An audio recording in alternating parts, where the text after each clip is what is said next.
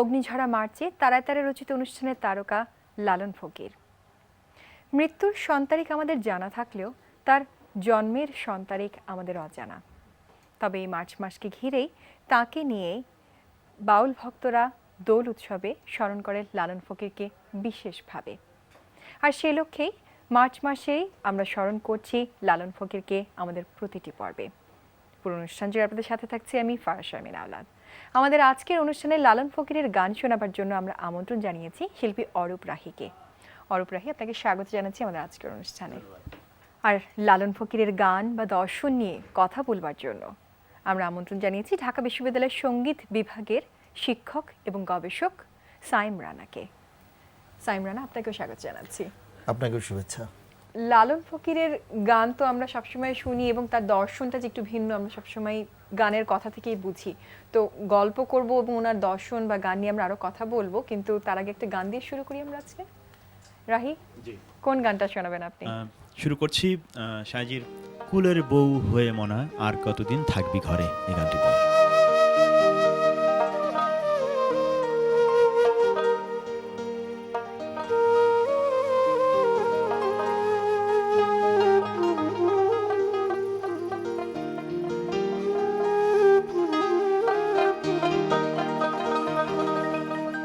কুলের বউ হয়ে মনা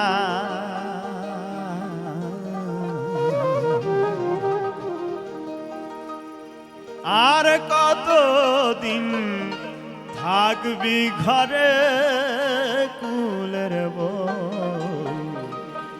হয়ে মনা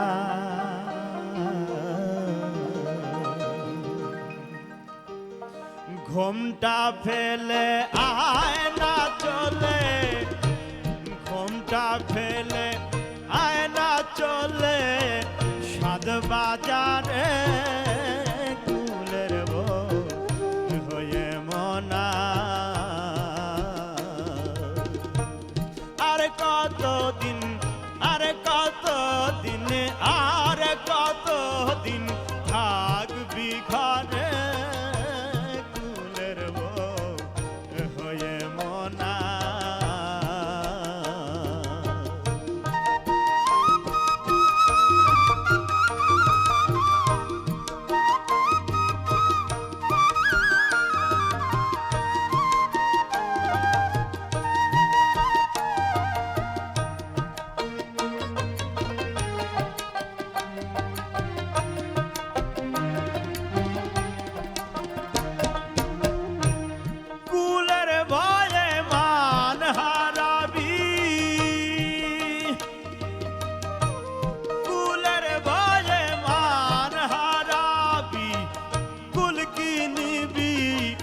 সঙ্গে করে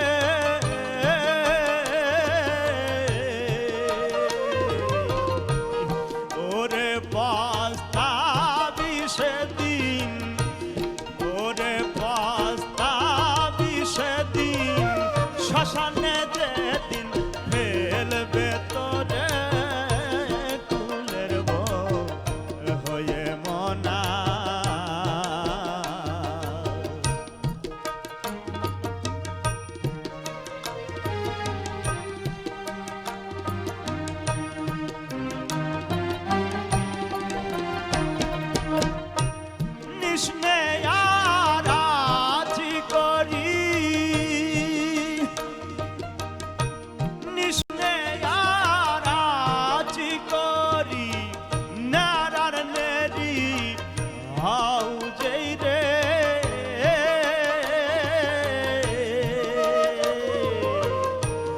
থাকবি ভালো সর্বকালো, থাকবি ভালো সর্বকালো, যাবে দূরে, কুলের বউ হয়ে মনা।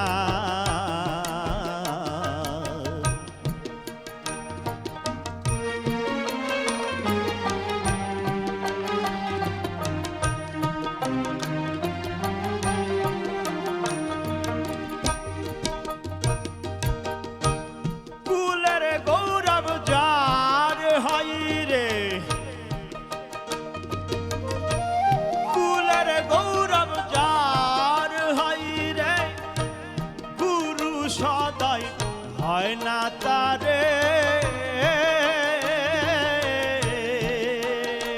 ওরে লালন বেড়ায় ফাতরার বেড়ায় লালন বেড়ায় ফাতরার বেড়ায় ফুচকি মেরে কুলের বউ হয়ে মনা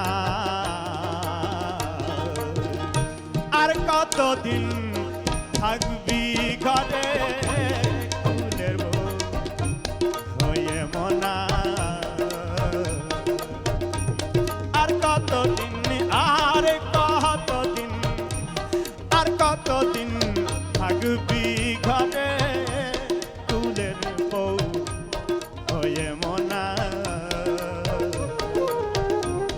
আর কতদিন আর কতদিন আর কতদিন থাকবি ঘরে কুলের বউ হয়ে মনা চমৎকার, জয় ধন্যবাদ রাহি। লালনের গানের কথাগুলোতে আমরা বুঝি, উপলব্ধি করি যে উনি আসলে ভিন্ন মাত্রায় চিন্তা করতেন, ভিন্ন দৃষ্টিতে দেখতেন, তাই নয় কি? হ্যাঁ, তা তো বটেই। আসলে আমরা লালনের গানকে লোকসঙ্গীত বলছি, এটা সত্য, কিন্তু তার সত্ত্বেও এই গানগুলো মূলত দর্শনধর্মী এবং জি। মানুষের জীবনের জন্য বিশেষ করে দিক নির্দেশনামূলক গান। এবং লালনের গান, লালন সাইজির এই গানের সাথে আমরা যদি আমাদের বাংলা গানের ইতিহাসকে দেখি, সেখানে প্রায় 1000 বছরের যে সঙ্গীতের সংস্কৃতি জি। এবং জীবনযাপনের সংস্কৃতি, সেই সংস্কৃতির সাথে একটি ঐক্য রয়েছে। সেই ঐক্যেরই এক উত্তরাধিকার হলেন আমাদের মহান লালন। সঙ্গীত একটি আবহমান চর্চার ধারা, সঙ্গীতের মধ্য দিয়ে আমাদের সংস্কৃতির বিকাশ ঘটবে, কিন্তু তা সত্ত্বেও লালনের গান, বিশেষ করে এই গানের মধ্যে যে সূত্রায়ন করা হয়েছে, সেই সূত্রকেও আমাদের জীবনের সাথে গ্রহণ করতে হবে। সেটা যারা বাউল চর্চা করেন এবং লালনের অনুসারী, তারা তাদের মতো করে তাদের জীবনের পাঠগুলো নেবেন, কিন্তু সাধারণ মানুষের মধ্যে, এমনকি যারা শিল্প আন্দোলন বা শিল্প বিপ্লবের সাথে সম্পৃক্ত, জি। তারাও এই মতাদর্শকে অনুসরণ করবে।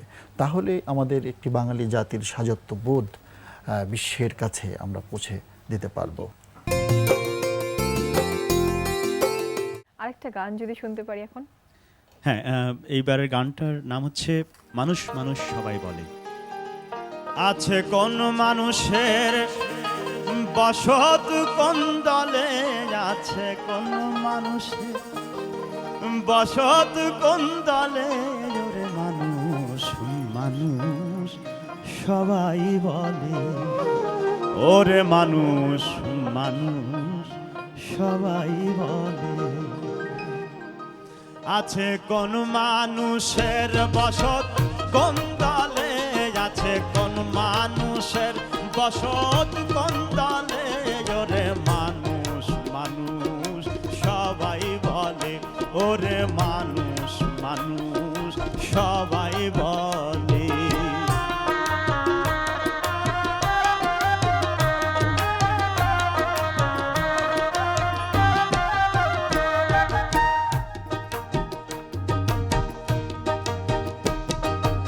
অজনী সহজ সংস্কার কার সঙ্গে কি,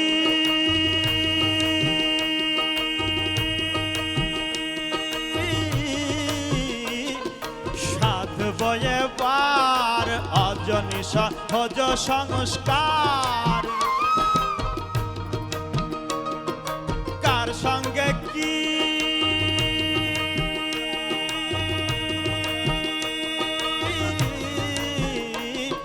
সাধ বয়ে বার না জানি সে কেমন প্রকার, না জানি সে কেমন প্রকার, বেড়াই হরি বল বলে, ওরে মানুষ মানুষ সবাই বলে, ওরে মানুষ মানুষ সবাই বলে।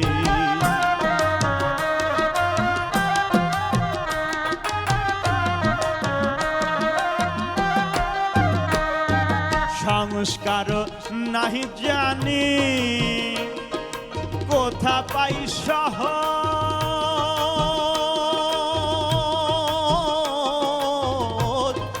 কোথা কোথায় জনি সংস্কার নাহি জানি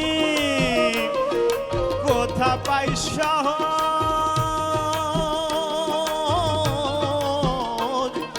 কোথায় জনি না জানি তার ভাব করনি না জানি তার ভাব করনি আগম্ভ মানুষ নিলে ওরে মানুষ মানুষ সবাই বলে ওরে মানুষ মানুষ সবাই বলে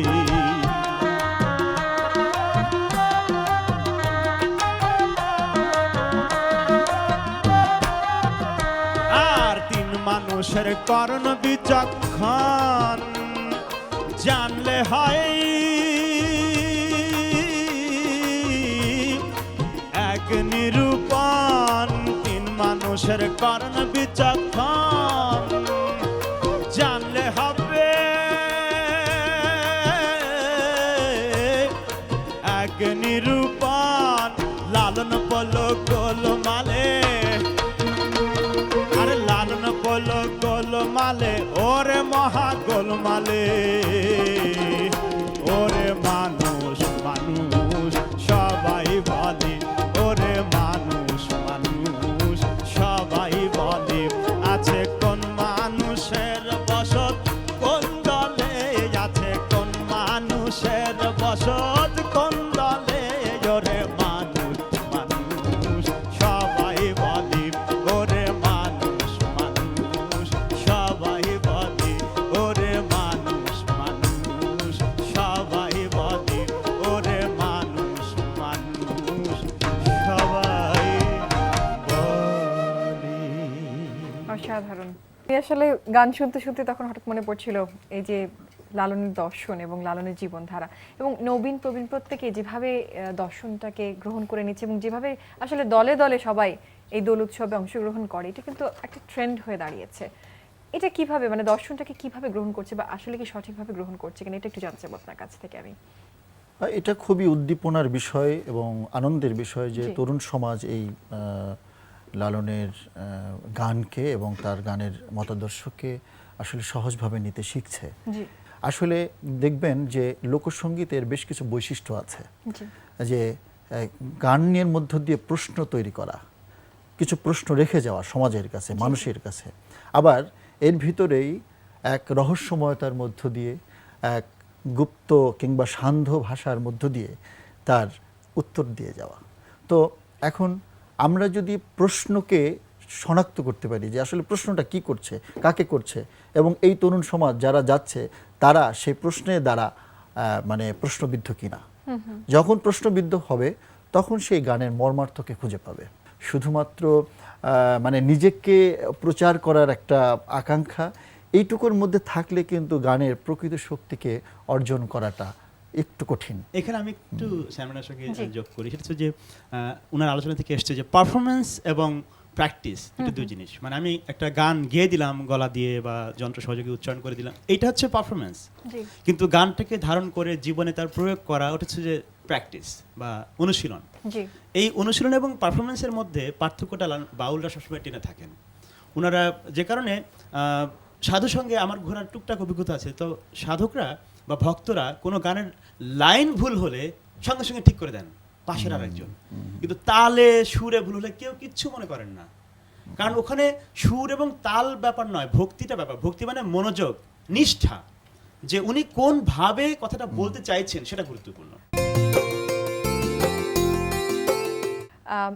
আজকের আমাদের এই পর্বে আসলে লালন শাহ, লালন ফকির, ওনার দর্শন নিয়ে আমরা কথা বলছি, ওনার জীবন ধারা নিয়ে কথা বলছি এবং গানের যে কথাগুলো যেটা নিয়ে আমরা আসলে আলোচনায় যাচ্ছিলাম বারবার করে, গানের কথাগুলো থেকে বুঝতে পারছি যে এই যে ভিন্ন ধর্মীয় চিন্তা ভাবনা বা এই যে প্রশ্নগুলো, যে একটু আগে আপনারা যে কথাগুলো বলছিলেন, প্রশ্নগুলো যে উনি তুলছেন এবং উত্তরগুলো গানের মাধ্যমে আমাদেরকে দিচ্ছেন, এই উপলব্ধিটা আমরা হয়তো কিছু কিছু ক্ষেত্রে করতে পারছি, কিছু কিছু ক্ষেত্রে করতে পারছি না, কিন্তু উপলব্ধি যখন করতে পারছি সেটাকে কতদূর আমরা নিতে পেরেছি। বেশ কয়েক বছর আগে, প্রায় 10 বছর কি 12 বছর আগে, বাউল গান, বাউল সংস্কৃতি হলো ইনট্যাঞ্জিবল হেরিটেজ হিসেবে স্বীকৃতি পেয়েছে।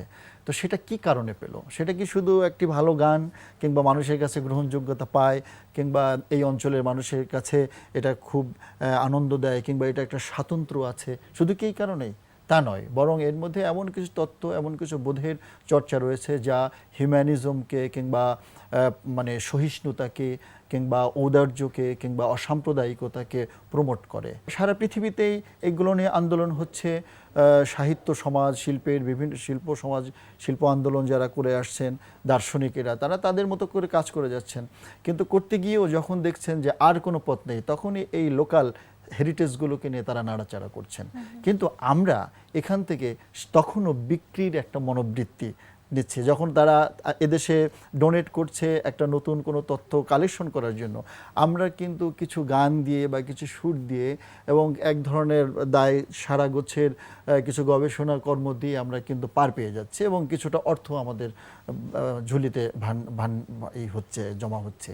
কিন্তু আসলে ওনারা যে তথ্যগুলো নিয়ে এসেছে সেটাকে কিন্তু তারা সূত্রায়ন করছেন এবং তাদের নানা ধরনের শিল্প মাধ্যমে এবং জীবনে যাপনে এবং সিভিলাইজেশনের নতুন ব্যাখ্যায় তারা প্রয়োগ করছে। এই বিষয়গুলো যখন আমরা উপলব্ধি করতে পারবো, যতক্ষণ পারবো না ততক্ষণ পর্যন্ত কিন্তু আমরা বিকৃত হতে থাকবো। আমাদের এইভাবেই হাজার হাজার বছর ধরে সেই শাক্ত, সেই চারবাক দর্শন, সেই জৈন দর্শন, সেই মানে নানা ধরনের বৌদ্ধ দর্শন, সাংখ্য দর্শন এইভাবে বিক্রি হয়ে গেছে। এবং এখন যে ওয়ার্ল্ডের বিভিন্ন ধরনের যে মতবাদ সৃষ্টি করেছে, সেই মতবাদের আগেই আমাদের এই সমস্ত মতবাদ দেশে প্রতিষ্ঠিত ছিল। আমরা যদি বস্তুবাদের কথা বলি, সেটা সে চারবাক দর্শনের মধ্যে সে কয়েক হাজার বছর আগে হয়ে গেছে। কিন্তু সেগুলোকে আমরা নিজেদের বলে দাবি করতে পারছি না। কেন? সেটা হলো আমরা বারবার বিক্রি হতে পছন্দ করছি, হ্যাঁ, বা অবচেতনে বিক্রি হয়ে যাচ্ছি। সেই দিকগুলোই আমাদের আসলে নির্ধারণ করতে হবে। লালন ফকির কি বলেন জানেন? বলে যে থাকিতে রতন ঘরে একে বেহাত আজ আমারে।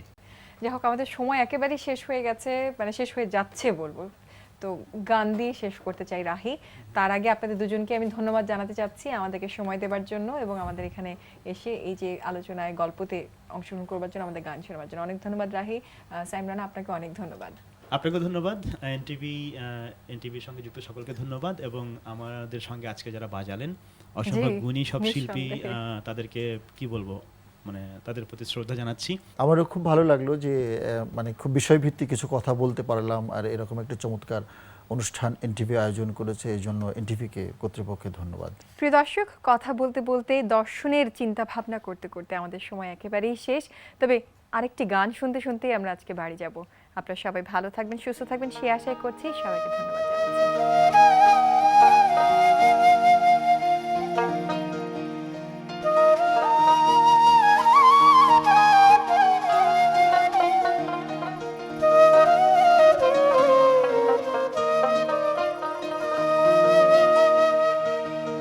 লয়ে গোধন গোষ্ঠের কানন, চল গোকুল বিহারী। লয়ে গোধন গোষ্ঠের কানন, চল গোকুল বিহারী। গোষ্ঠে চল হরি মুরারি,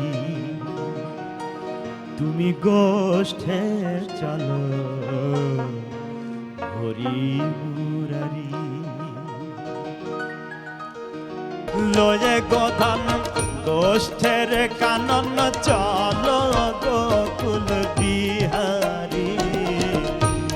গোষ্ঠে চলো হরি মুরারি, তুমি গোষ্ঠে চলো হরি মুরারি।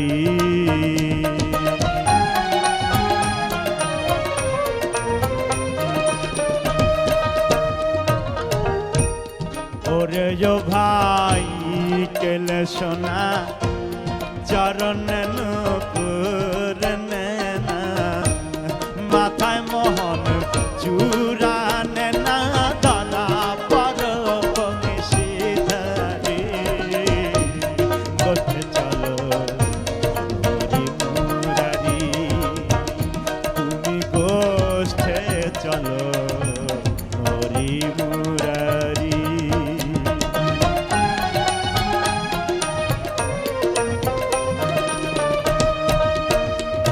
আর তুই আমাদের সঙ্গে যাবি গুণ ফল সব খেতে পাবি। আমরা মলি তুই বাঁচাবি, তাই তোরে সঙ্গে করি গোষ্ঠে চলো হরি মুরারি, তুমি গোষ্ঠে চলো হরি মুরারি।